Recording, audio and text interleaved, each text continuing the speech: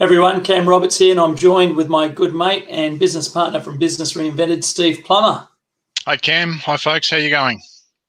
Hey, Steve, we're going to talk about all things social media today, but more importantly, like best times to post. You know, when you post on social media, what the best time is to post on Facebook, LinkedIn, Twitter, all that sort of stuff. So it's going to be a really interesting conversation.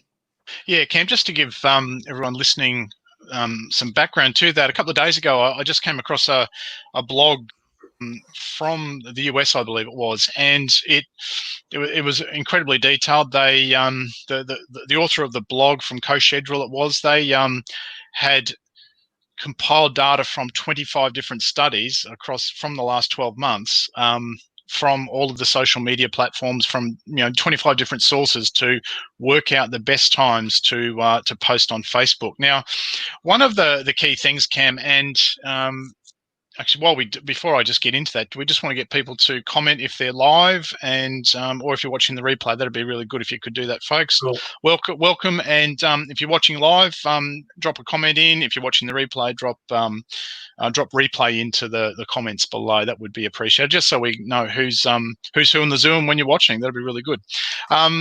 So. They did, as I said, 25 different sources, and one of the key things with these, I have this love-hate affair with all the data, and the reason for that is, for every rule, you can find 20 times where it was broken, which almost invalidates the rule, if you like. So that's the negative side of it. Yeah. For example, Cam, I always teach people, the headline should be between 8 and 12 words, but if you're online, make it between 5 and 7.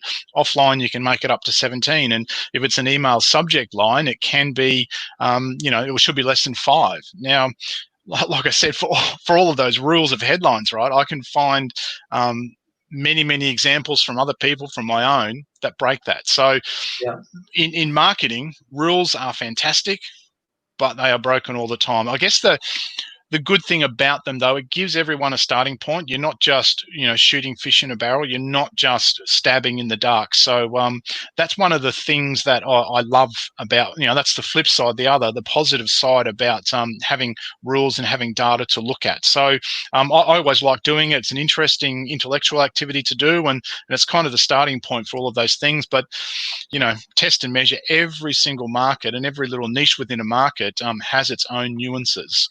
And that's why you do have to test things. Yeah. All right. Yeah. Now, have you got a couple of comments there from the couple of people on the call? I can see Glenn Kirkwood's there, so thanks for joining us, Glenn. We'll have to repay the favour when he's on his live next. I'm actually coming up on his show next week, actually. So excellent. Thanks for dropping by, Glenn. Appreciate that. Great to see you, Glenn. Fantastic. So so let me share my screen, Steve, and you can tell me if it comes up okay. Add to stream. There we go. So can you see my screen there, Steve? Because once I share the screen, it kind of goes away from my end. Okay, it's really small. That's the only thing I would say. Like, you're big, the version of the share you've selected is quite small. All right, let's see if we can change that around. What about that? I've got to wait for it to buffer properly. Yeah, that's a bit better. Yeah. Okay, cool. So there we go. I can read that now. Yeah. So, and what we might do, Steve, we might we'll copy this URL, and we'll also paste it in the comments for folks as well. Yeah, because like I said at the start, this is not our data. We didn't do the study, but it was something that I shared with my email list earlier in the week. And we thought it's it is really good just to look at these things, to see exactly where where you might be able to pick up one or two things. And Ken, with all of these things, I always think if you can just pick up one or two different things, that makes that little bit of a difference every time you learn something new and implement it. Those little increments are really, really important. And what this does, it looks at the main social media platforms, Facebook, Insta, LinkedIn, TikTok, I think it is, Cam. But yeah, so let's just have a look at this one then, folks. You can see the categories down the left-hand side. There's B2C businesses, there's B2B businesses, software businesses, the healthcare businesses, and media companies. And then the last one is higher education. And you'll notice where the circles are on each of those scales is the best time that all of these studies found to post. Now, for best time, it's engagement, click through, and all those sorts of things that are important, the important metrics of, of any campaign. And, just for example, you can see there the B2C, the best times are early in the morning, the middle of the day, and then later in the afternoon. Now, one of the other things I want to comment on all of these things is, don't waste too much time trying to work out why that is. And one of the key things is that, we're all weird. But why people do things when they do, I don't really know half the time. So just look at the data and use that rather than try and work out why people are like that. It can be useful, but it can also bog you down, I think. So I always just like to take things like this and then apply them and see if it works for my particular market. Yeah. And I'll probably add here too, Steve, that, if you're looking at this and going, oh, best times to post on Facebook, does that mean I need to pick up my phone and create something at 9 o'clock in the morning, or, jump on the computer and stop my work day or stop my lunch break to post at 12? You could use something like Facebook Creator Studio. And even many of our clients have never heard about Facebook Creator Studio, but it's a great tool. It's free from Facebook, and it's something like a Hootsuite or a CoSchedule, but there's no cost. And you can literally post your Facebook posts. You can schedule them out. You can schedule through Instagram. You can schedule your Facebook Lives. So we'll pop that in the comments area as well at the end of the call. So you've got that, and you can check that out. It's a really useful tool. And you could use that tool to post at your 9 o'clock, your 12 o'clock, or your 4 o'clock. What's interesting about that one, Steve, the B2C, is probably no surprise to me that people will probably check their phones at 12 o'clock on lunch break.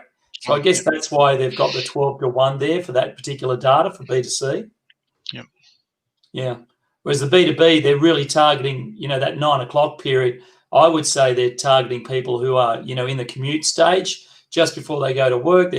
What is the old, work before COVID, and before they hit the office, before they hit the books and hit the computers, they're going to check their Facebook, they're going to check their emails and social media, and then it's the same at the other end as they start winding down 3 to 4 in the B2B business space. So, yeah, they're really good metrics, and as you said, it's something to try, something to test, and as you said before, don't be scared to break the rules and test in your own market.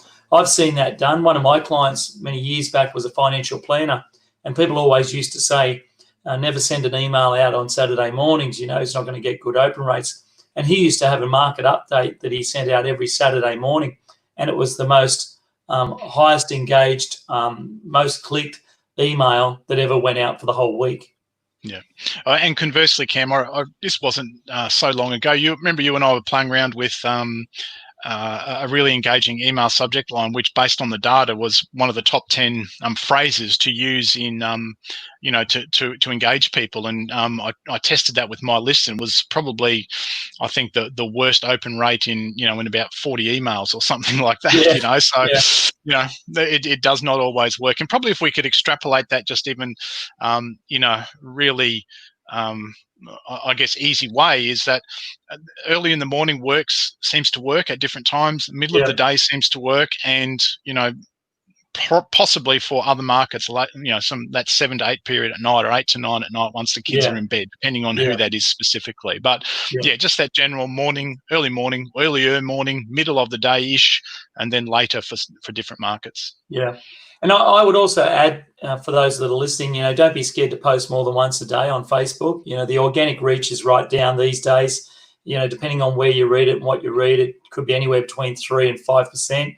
And so what that means is that if you've got 1,000 or if you've got 100 people like your page, you do a post, only 3 people will see it. If you've got 1,000 followers that follow and like your page, and you post something, only 30 people will see it. So it's really important to have those multiple posts per day to build your brand and get your messages out there. And of course, Facebook does want you to do paid advertising as well. That's why they suppress the organic reach. So, there's also another lesson behind this, Steve, and that is, if you were going to do any paid advertising and you wanted to do any boosted posts, you could almost just boost that post between a period of time where you knew the data was already performing well.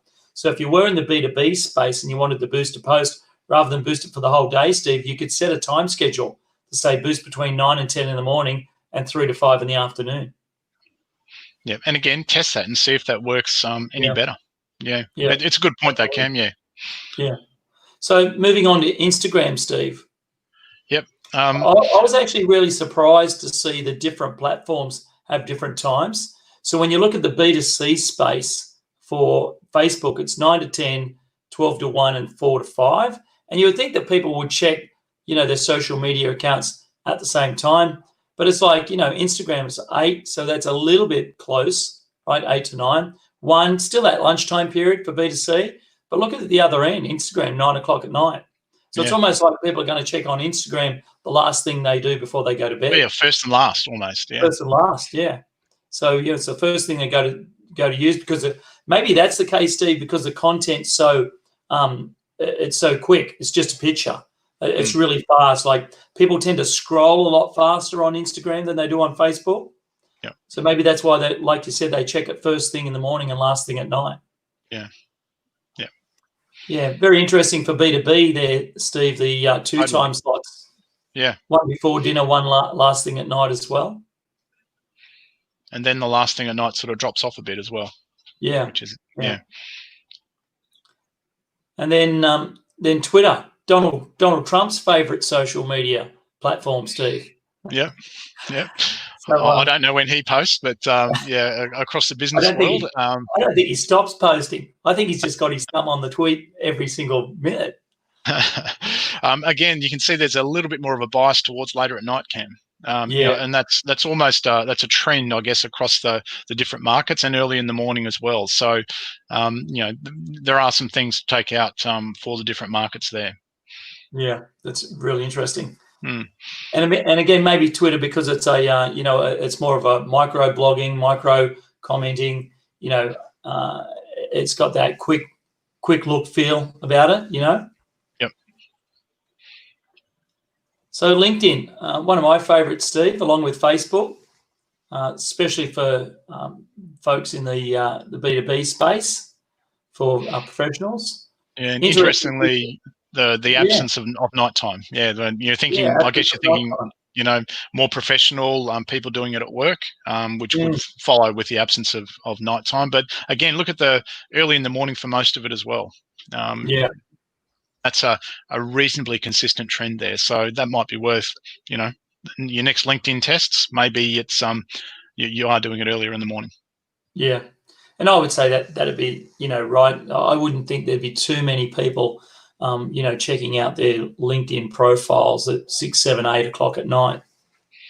Yeah, well, they're done work for the day, right? So it's more of that's work mode. Yeah. And so, and last but not least, Pinterest. Yeah, Pinterest. So they look like Pinterest is a evening sport, much like sitting down to TV. You're saying. So you can see that's late at night and early in the morning. I don't know who's up at 2 a.m. in the morning, but certainly not me on Pinterest. But someone is. No, definitely not. Yeah. Okay? So someone's awake. Yep. Yeah. So look, that gives a broad. Probably the best days, Steve. Just to finish off with, best days. So Facebook, we've got Thursday, Friday, Saturday, and Sunday. Instagram's best days Friday, and again, we're not saying only post on Friday for Instagram. What this data is telling us, based on the data that's been collaborated by CoSchedule, is that Friday's the best day to post on Instagram, the best day to post on Twitter for B2C, Saturday, Sunday, and the opposite of that almost for B2B, Steve, Monday, Tuesday, Wednesday, Thursday, and Friday for Twitter, and the best day to post on LinkedIn is Wednesday.